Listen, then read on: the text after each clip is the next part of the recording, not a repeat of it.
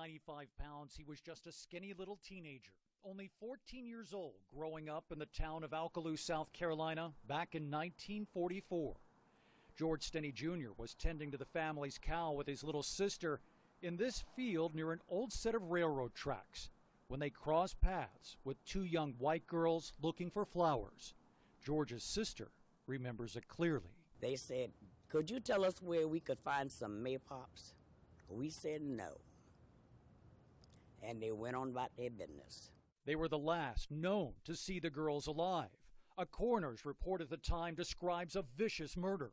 11-year-old Betty June Binnicker and 7-year-old Mary Emma Thames were beaten to death. Multiple severe head injuries suggested the killer used a hammer.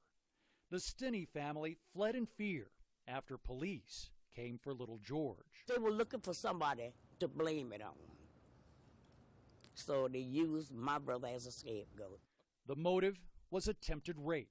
And in a dizzying rush to judgment, George Stinney's trial reportedly took just 3 hours.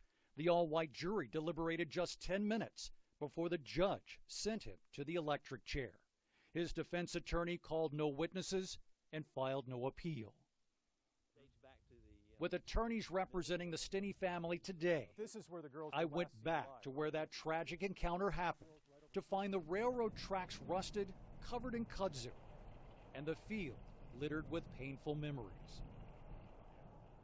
A rush to judgment I can almost understand, but why was there no appeal? George Stinney needed to be dead soon.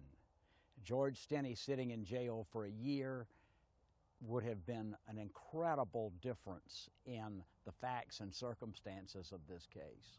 And I think in that way, they swept it completely under the rug. In spite of a confession police say they got from Stinney, family attorneys say a new examination of the few records that still exist shows a botched investigation. Stinney's alibi, his little sister, was never questioned. There was no evidence of attempted rape, no evidence of blood on Stinney's clothing, and no murder weapon consistent with the wounds found on the girls. What is left seems like an almost impossible story, that little George Stinney was somehow able to murder both of these little girls, beat them to death without a struggle, then carry both of their bodies and their bicycle about 300 yards that way to hide them in a ditch. 70 years later, the Stinney family asked a South Carolina court to throw out George's conviction. All of the authorities from that era are gone, along with most of the court records.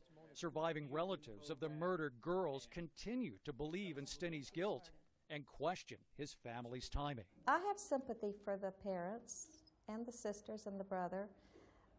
I feel like that they know that he did it, and that's why they never have revisited the grave. They never have put a headstone there, a footstone, and they never talked about it. If we had allowed a stone to be there and someone found out where my brother was, they probably would have dug his grave up and thrown him to the wolves. Even if you think I'm wrong, my brother did not do it, and I hate no man. In the end, the Stinney family got what they were looking for. The judge agreed young George's rights had been violated and threw out his conviction. Described by his family as bright and talented, George Stinney wanted to be an artist when he grew up, daring to dream beyond the limitations of life in the segregationist South. Instead, his name will be forever linked to a tragic story of Jim Crow-era injustice. David Mattingly, CNN, Alkaloo, South Carolina.